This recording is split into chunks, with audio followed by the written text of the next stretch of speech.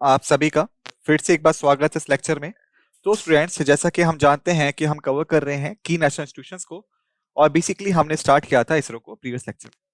हमने डिस्कस किया था कुछ फैक्ट्स एंड फिगर्स को इसरो के बारे में। मुझे उम्मीद है कि आपने उन फैक्ट्स एंड फिगर्स को रिवाइज कर लिया होगा इससे पहले आप इस लेक्चर के लिए आए हैं। बेसिकली इस लेक्चर में हम कंटिन्यू करेंगे इसरो के साथ में और देखेंगे बाकी फैक्ट्स एंड फिगर्स को जो कि इसरो से रिलेटेड है। तो अगर आपने रिवाइज नहीं किया है प्रीवियस लेक्चर को तो ये आपके लिए डिफिकल्ट हो सकता है इन फैक्ट्स एंड फिगर्स को अच्छे से समझना। और यदि आपने रिवाइज करा है लेक्चर को, प्रीवियस लेक्चर को अच्छे से, इससे पहले कि आप इस लेक्चर के लिए आए हैं, तो ये आपके अपने बेनिफिट के लिए होगा। तो इस नोट के साथ आइए शुरू करते हैं। सो बेसिकली आज हम देखेंगे की ऑब्जेक्टिव्स एंड फंक्शंस को। बेसिकली प्रीवियस लेक्चर में जब हम डिस्कस कर रहे थे इसरो के बारे में, मैंने आपको एक चीज बताई थी कि ये स्टैब्लिश हुआ था इन द ईयर ऑफ 1969। और पर्सन कौन थे जिन्होंने इनिशिएट किया था इस प्रोसेस को? तो वो थे आपके डॉक्टर विक्रम साराभाई, राइट। और उनको हम फेमसली जानते हैं father of Indian space program, right. Also हमने डिस्कस किया था इन कॉस्पर के बारे में, राइट। तो जितनी भी चीजें हमने डिस्कस की थी वे सब डिस्कस कर चुके हैं। मैं इन चीजों को कनेक्ट क्यों कर रहा हूं यहाँ पे? क्योंकि अगर आपने इनको रिवाइज किया है अच्छे से, या फिर कहें कि आपने लेक्चर को अच्छे से सुना था, तो आप वेल अवेयर अबाउट होंगे कि क्या काम होता है इसरो का और इसरो का विजन क्या है। ऑलराइट, तो मैं आज आपको इसके बारे में डिस्कशन करूंगा, फैक्ट्स एंड फिगर्स को। कि जो प्राइमरी ऑब्जेक्टिव होता है इसरो का वो है to develop and deploy space technology various applications के लिए, जैसे कि कम्युनिकेशन हो गया, रिमोट सेंसिंग हो गया, नेविगेशन हो गया, या मेट्रोलॉजी हो गया, या साइंटिफिक रिसर्च हो गया। तो अबाउट कम्युनिकेशन, या फिर मैं इनके बारे में बात करूं तो सैटेलाइट के बारे में हम डिस्कस कर चुके हैं, रिमोट सेंसिंग के बारे में हम देख चुके हैं। तो नेविगेशन और मेट्रोलॉजी से हम क्या समझेंगे? तो पहले हम बात करेंगे नेविगेशन की। तो बेसिकली मुझे लगता है कि आप सभी ने कभी ना कभी गूगल मैप्स का इस्तेमाल करा होगा अपनी लाइफ में। अगर आपके पास स्मार्टफोन है तो आपने गूगल मैप्स का इस्तेमाल जरूर किया होगा। तो अगर मैं आपसे पूछूं कि गूगल मैप क्या करता है, तो आप कैसे आंसर करेंगे? तो बेसिकली जो गूगल मैप है वो हमें बताता है रास्ता।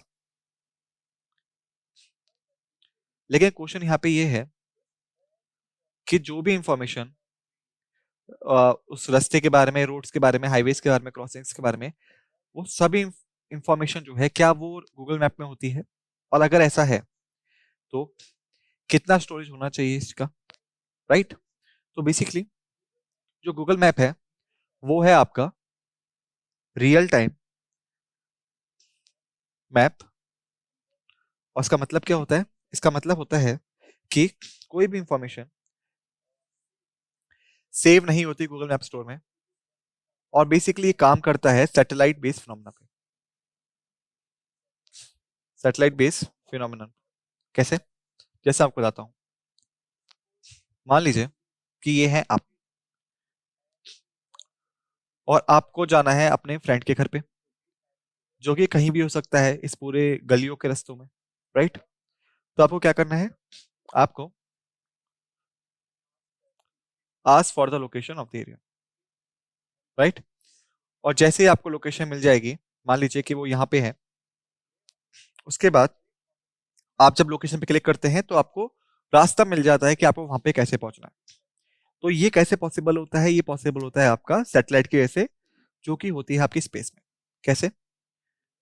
कि जब आपका दोस्त शेयर करता है लोकेशन आपके साथ में, तो बेसिकली सैटेलाइट है वो डेटा को कैच करती है फ्रॉम फ्रेंड्स मोबाइल, ऑलराइट, या फिर डिवाइस से जहां से वो उस लोकेशन को प्रोवाइड कर रहा है।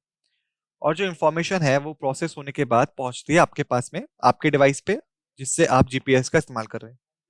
और उसके बाद आपको मिलता है रास्ता उस जगह जाने का, अपने दोस्त के पास पहुंचने का। ऑलराइट, इस तरह से नेविगेशन काम करता है। और ये है सिर्फ एग्जांपल, ये बहुत ही बड़ा एक टर्म है, ठीक है। इसके बारे में हम बाद में डिस्कस करेंगे। उसके बाद अगर हम जाए मेट्रोलॉजी के पास में, अगर हम जाते हैं मेट्रोलॉजी की तरफ, तो बेसिकली मेट्रोलॉजी होता है आपका एटमॉस्फेरिक फिनोमेना।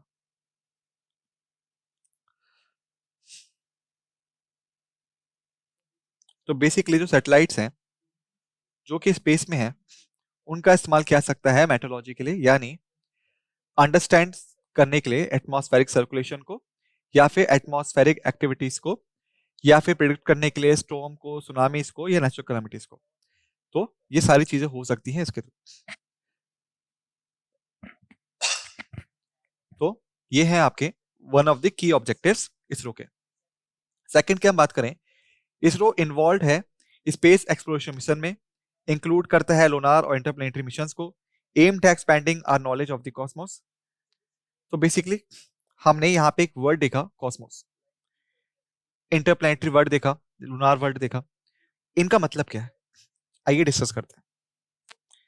तो अगर हम स्टार्ट करें डिस्कस करना इनको एक के बाद एक, तो पहला है आपका लूनार।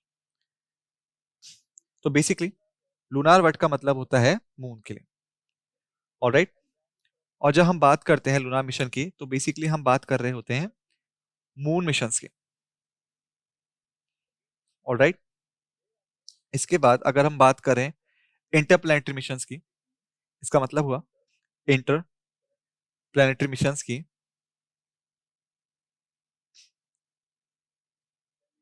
तो बेसिकली इनका मतलब होता है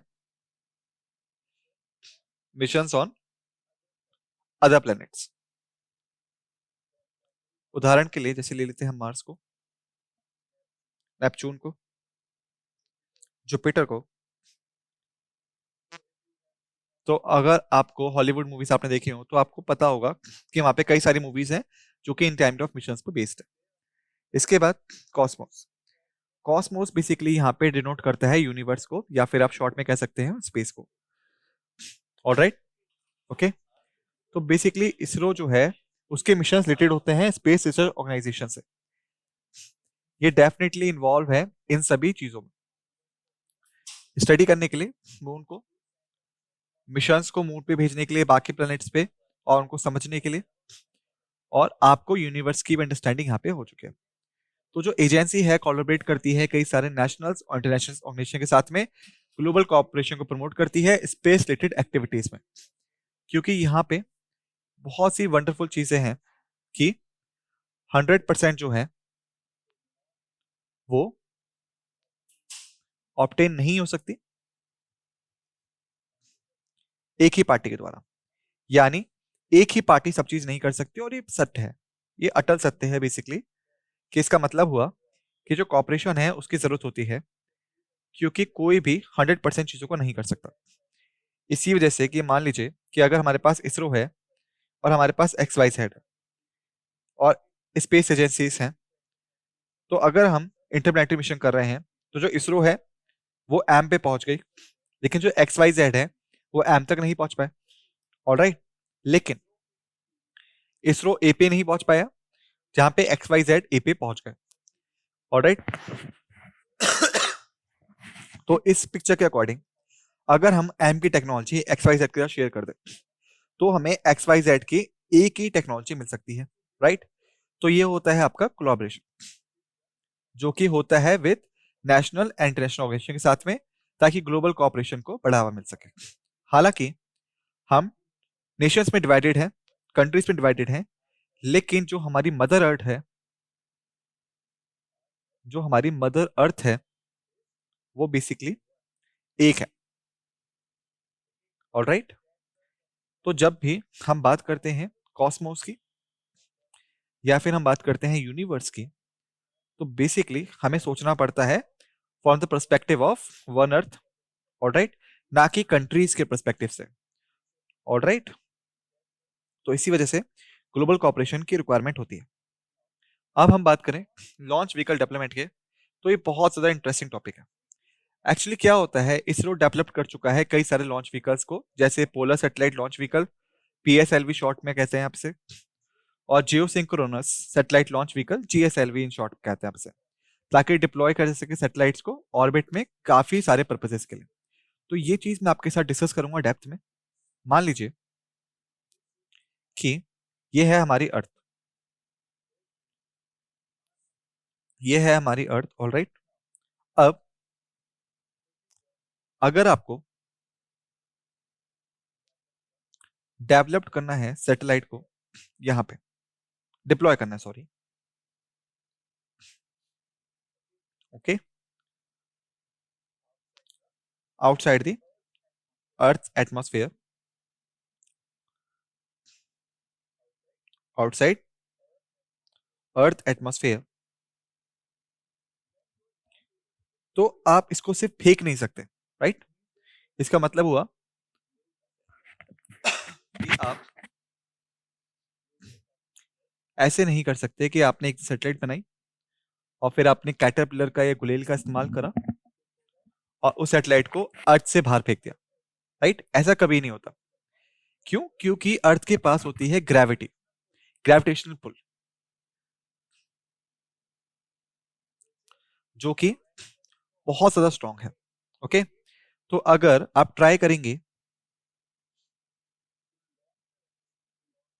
सैटेलाइट को लॉन्च करना अपवर्ड साइड में, तो जो ग्रेविटेशनल पुल है वो उसको नीचे की तरफ खींचना शुरू कर देगा, राइट। तो अगर आप रियली चाहते हैं कि जो सैटेलाइट है वो बाहर की तरफ चली जाए, तो बेसिकली आपको टेक्नोलॉजी चाहिए होगी जो कि इस ग्रेविटेशनल पुल को काउंटर कर सकता है, और इसीलिए लॉन्च व्हीकल्स की जरूरत होती है, ठीक है। तो बेसिकली अगर आप बात करेंगे लॉन्च व्हीकल्स हम क्या समझते हैं, तो अगर आपने कभी भी सैटेलाइट का लॉन्च देखा हो टीवी में, मूवीज में, जो भी सोर्सेज आपके पास हैं, यूज कर रहे हैं आप, तो आपने देखा होगा कि ये आपका कुछ इस प्रकार से दिखता है।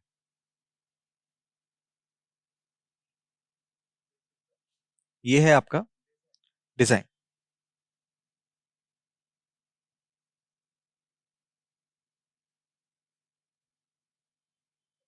ऑलराइट। तो यहाँ पे होता है कुछ टाइप का रॉकेट,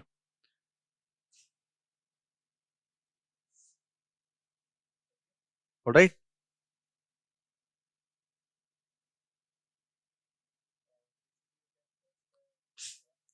आप लॉन्च व्हीकल की पिक्चर एक बार देख भी सकते हैं नेट पे, क्योंकि मुझे लगता है कि ये आपको समझ में नहीं आएगी, ऑलराइट। लेकिन ये एक पिक्चर है कि किस तरह से रॉकेट जो है वो यहाँ होता है, यहाँ पे सैटेलाइट होती है आपकी, और ये होते हैं बेसिकली आपके stage engines, okay.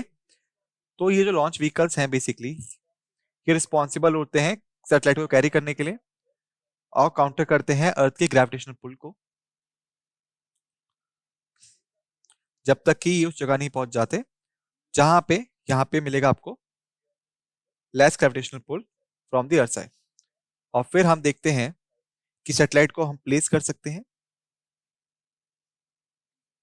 Into the orbit, alright. तो याद रखिएगा कि हमें सैटेलाइट को प्लेस करना पड़ता है अर्थ ऑर्बिट में, तब ही ये अर्थ के आसपास रिवॉल्व करना स्टार्ट कर देगा, ओके। अगर किसी तरीके से जो सैटेलाइट है वो क्रॉस कर देती है अर्थ ऑर्बिट लिमिट को, तो आपको पता है क्या होगा, कि जो सैटेलाइट है वो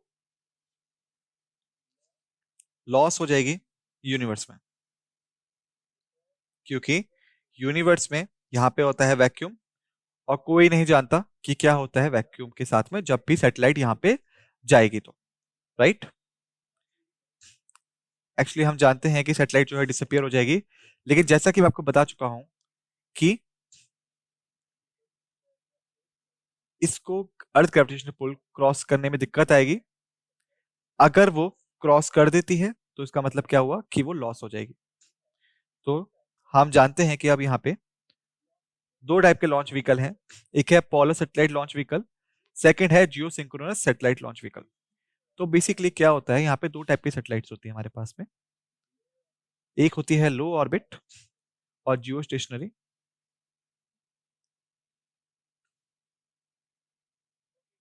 ऑलराइट। तो यदि हम बात करें लो ऑर्बिट की, तो बेसिकली ये होती है लगभग आपकी 800 किलोमीटर से 1000 किलोमीटर तक अबव दी अर्थ सरफेस, ऑलराइट। अगर हम बात करें जियो स्टेशनरी की, तो बेसिकली ये आपकी होने चाहिए एटलीस्ट 36,000 किलोमीटर के डिस्टेंस पे फ्रॉम द अर्थ सरफेस। तो अब आप देख सकते हैं कि क्या होगा डिफरेंस यहाँ पे इनके डिस्टेंसेस में। ऑलराइट, तो जब आपको जरूरत होती है लो ऑर्बिट सैटेलाइट की, तो आपको पोलर सैटेलाइट लॉन्च व्हीकल चाहिए होता है, और ये होता है आपका लेस फ्यूल कंज्यूमर या लेस फ्यूल कंजम्पशन अभी आप कह सकते हैं, क्योंकि ये सिर्फ कवर करेगा 800 से 1000 किलोमीटर के डिस्टेंस को। लेकिन जब आपको जियो स्टेशनरी सैटेलाइट चाहिए होती है, तो आपको चाहिए होता है जियो सिंक्रोनस सैटेलाइट लॉन्च व्हीकल, क्योंकि जब आप 36,000 किलोमीटर पे लॉन्च करेंगे तो आपको चाहिए होता है हाई कंजम्पशन फ्यूल कंज्यूमर, और ये बहुत पावरफुल होता है क्योंकि ये आपका लगभग 36,000 किलोमीटर तक जा रहा है। तो याद रखिएगा जियो सिंक्रोनस सैटेलाइट लॉन्च व्हीकल के बारे में और पोलर सैटेलाइट लॉन्च व्हीकल के बारे में, और क्यों उनका इस्तेमाल होता है। पीएसएलवी लो ऑर्बिट्स के लिए, जीएसएलवी होता है आपका हाई ऑल्टीट्यूड के लिए या जियो स्टेशनरी के लिए बेसिकली। ओके, अब अगर हम बात करें इनके इस्तेमालों की, तो बेसिकली जो लो ऑर्बिट सैटेलाइट्स होती हैं उनका इस्तेमाल किसके लिए होता है? नेविगेशन के लिए। ओके, ये यूज होती है मेट्रोलॉजी में।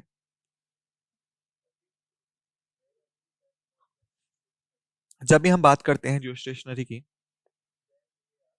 तो बेसिकली ये इस्तेमाल होती है आपके टीवी कम्युनिकेशन में और बाकी कम्युनिकेशंस में।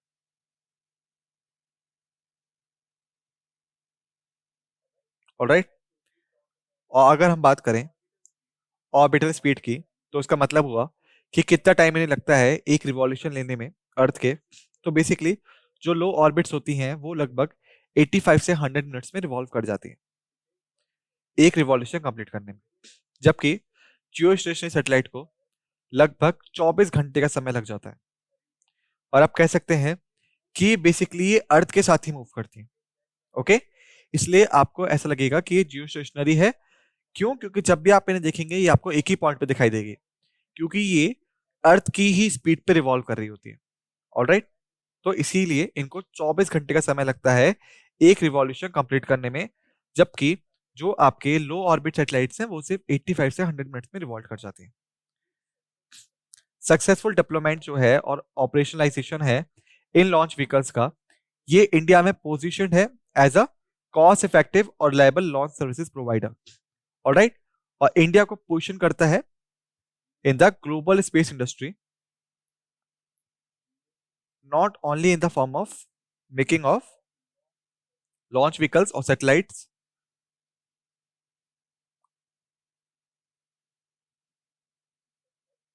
ओके, जो कि इंपॉर्टेंट है, लेकिन साथ के साथ ये भी इंपॉर्टेंट हो जाता है कि ये कॉस्ट इफेक्टिव भी हो। ये कॉस्ट इफेक्टिव भी होने चाहिए।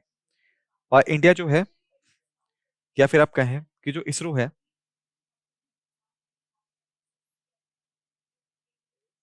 वो बेसिकली है one of the best choices to launch satellites को स्पेस में कॉस्ट इफेक्टिव मैनर में। उदाहरण के तौर पे यहाँ पे है कंट्री XYZ या ऑर्गेनाइजेशन XYZ, अगर ये सेम सैटेलाइट को लॉन्च करते हैं 100 करोड़ में, तो इसरो जो है वो अपने कॉस्ट इफेक्टिव टेक्नोलॉजी की वजह से उसको लॉन्च कर सकती है सिर्फ 80 करोड़ में। तो उसका मतलब हुआ कि अगर हम ग्लोबल इंडस्ट्री को कैप्चर करने जा रहे हैं तो हमारे पास है बेस्ट एडवांटेज। क्यों? क्योंकि हमारे पास है कॉस्ट इफेक्टिव टेक्नोलॉजी, और इसीलिए हम इसे इजिली कर सकते हैं। फिर है सैटेलाइट डेवलपमेंट। इसरो डिजाइन करता है, डेवलप करता है, लॉन्च करता है वैरायटी ऑफ सैटेलाइट्स को, including communication satellites, earth observation satellites, navigation satellites, okay, और साइंटिफिक रिसर्च सैटेलाइट्स।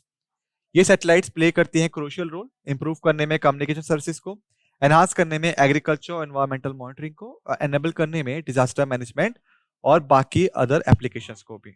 ऑलराइट, क्यों? क्योंकि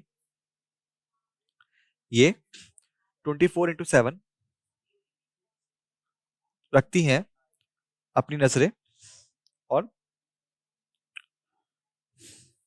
इंडियन लैंड पे और नियर बाय टेरिटरीज पे।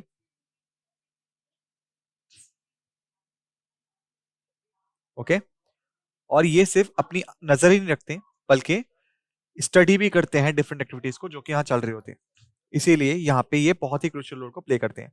तो बेसिकली अगर हम बात करें सैटेलाइट डेवलपमेंट की, तो हमें सही बात करनी चाहिए ईयर ऑफ 1975 की। तो इस साल क्या हुआ था? मैं ऐसा क्यों बोल रहा हूं कि हमें इस साल को याद करना चाहिए? क्योंकि इस साल के दौरान यहाँ पे होता है सैटेलाइट लॉन्च आर्यभट्ट का। आर्यभट्ट सैटेलाइट यहाँ पे लॉन्च होती है उस टाइम। ऑलराइट, जो आर्यभट्ट सैटेलाइट है बेसिकली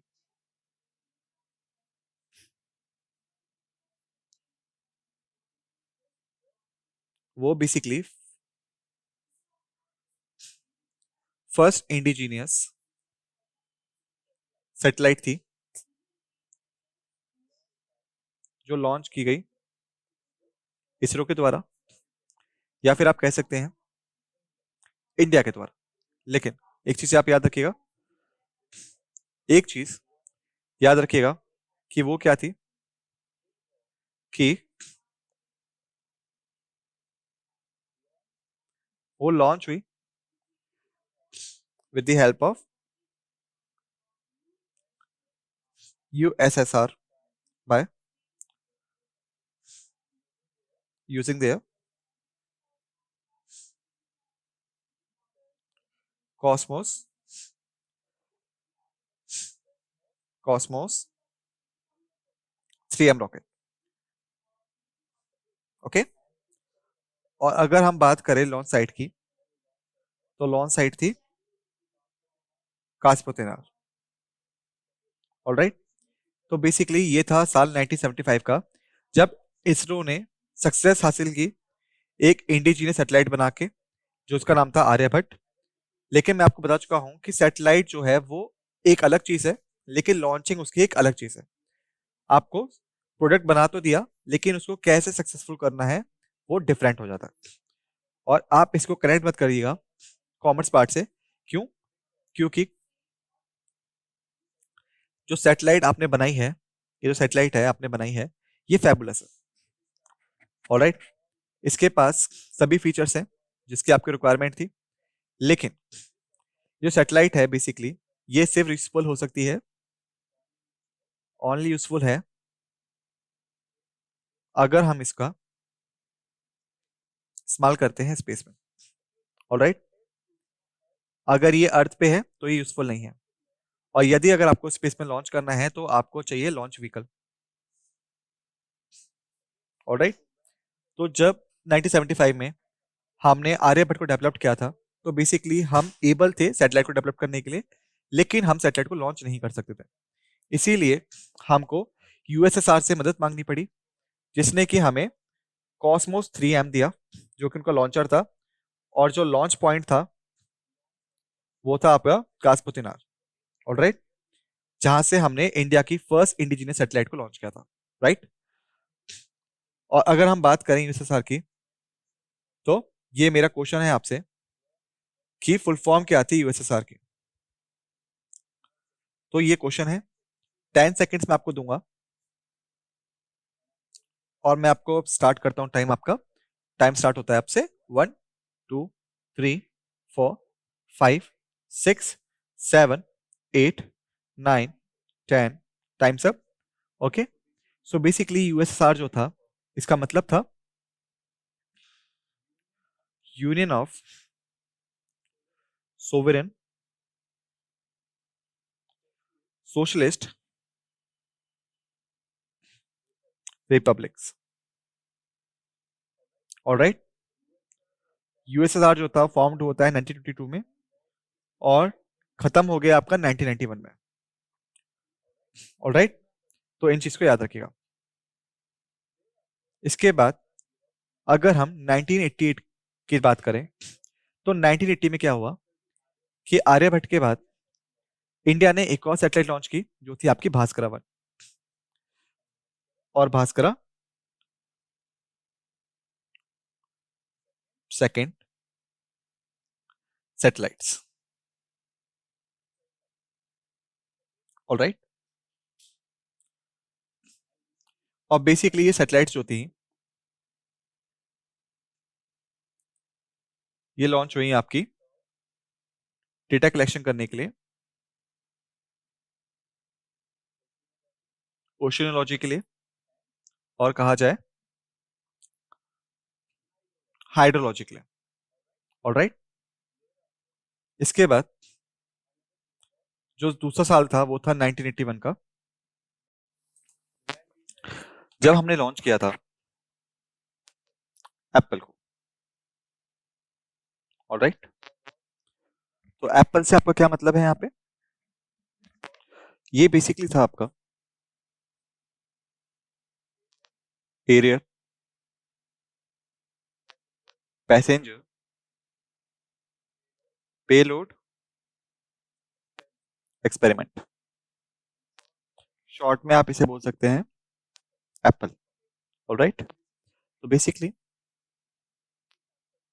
जो एप्पल था आपका वो था इंडिया का फर्स्ट कम्युनिकेशन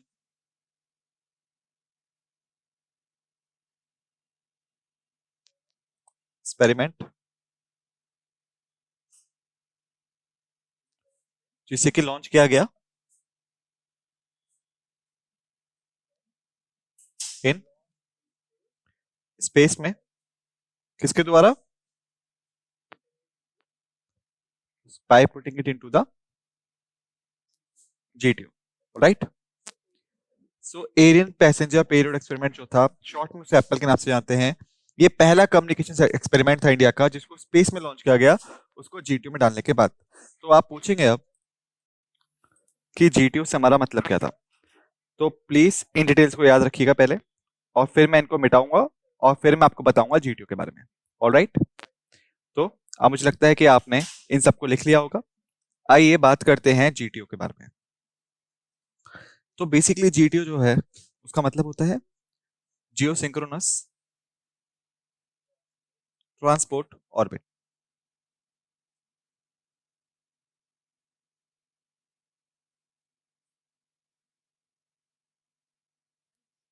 और बेसिकली इसका मतलब क्या हुआ? इसका मतलब हुआ कि मान लीजिए जब भी आप सैटेलाइट को लॉन्च कर रहे होते हैं, जब भी आप सैटेलाइट को लॉन्च करते हैं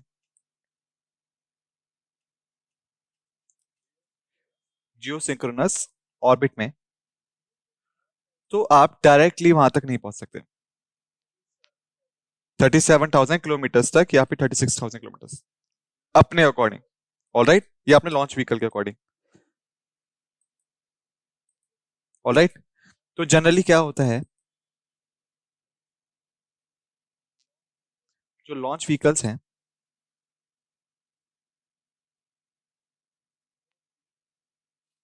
उनको हम इस्तेमाल करते हैं जो कि सैटेलाइट्स को ले जाते हैं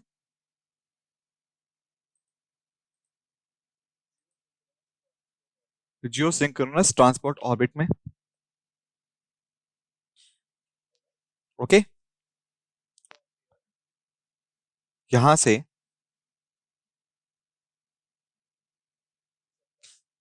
जो सैटेलाइट है वो इस्तेमाल करती है अपना खुद का इंजन का ताकि खुद को और ऊपर ले जा सके।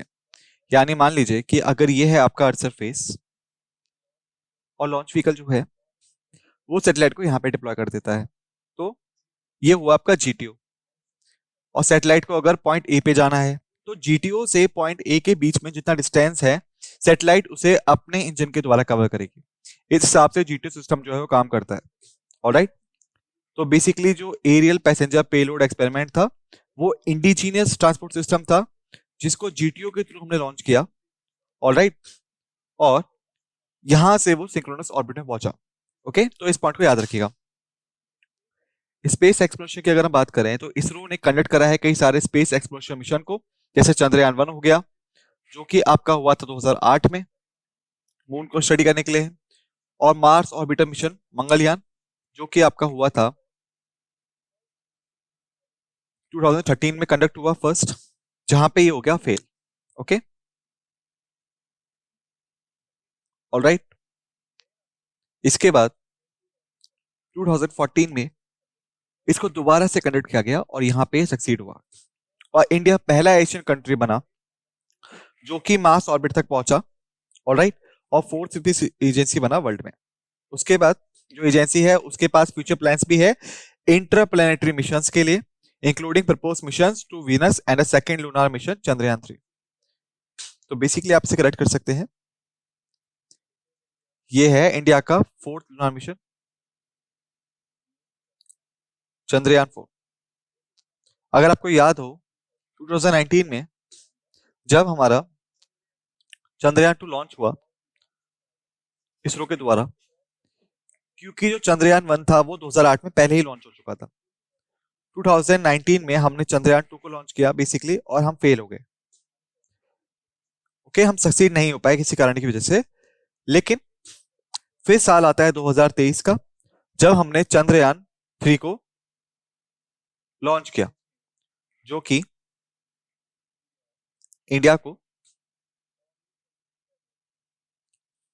बना चुका था, इंडिया को ओनली कंट्री वर्ल्ड में जो कि मून के साउथ पोल पे पहुंची थी। ऑलराइट, और ये था हम सबके लिए एक प्राउड मोमेंट, और इंडिया बना था fourth country after United states, Russia, उसके बाद चाइना,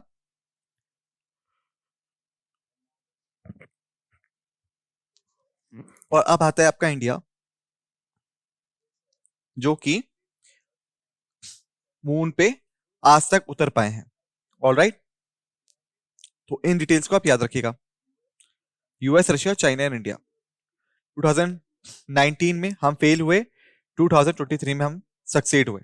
ऑलराइट, और 2025 और 2026 के आसपास हम लॉन्च करेंगे चंद्रयान 4 को भी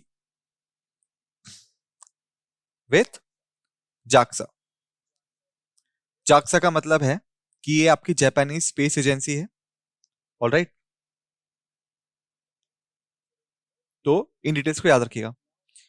इसके बाद हम बात करें इंटरनेशनल कॉर्पोरेशन की। इसरो एक्टिवली कोलैबोरेट करता है स्पेस एजेंसी के साथ में और ऑर्गेनाइजेशन के साथ में around the world, promoting space research and exploration, जैसा कि मैं आपको बता चुका हूं।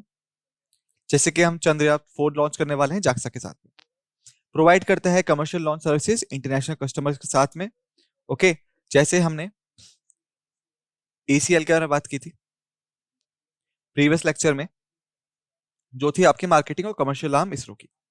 अपकमिंग प्रोजेक्ट की अगर हम बात करें, जैसे गगनयान मिशन हो गया, जो कि हम लोग एस्ट्रोनॉट्स को, या इंडियन फॉर्मेट में गगननॉट्स बोलते हैं हम उन्हें, चांद पे भेजेंगे। स्मॉल सैटेलाइट लॉन्च व्हीकल्स का हम लोग डेवलप करेंगे, क्योंकि हमारे पास अब तक से पीएसएलवी और जीएसएलवी ही हैं, जो कि अक्सर बड़े सैटेलाइट्स को लॉन्च करने के लिए इस्तेमाल किए जाते हैं।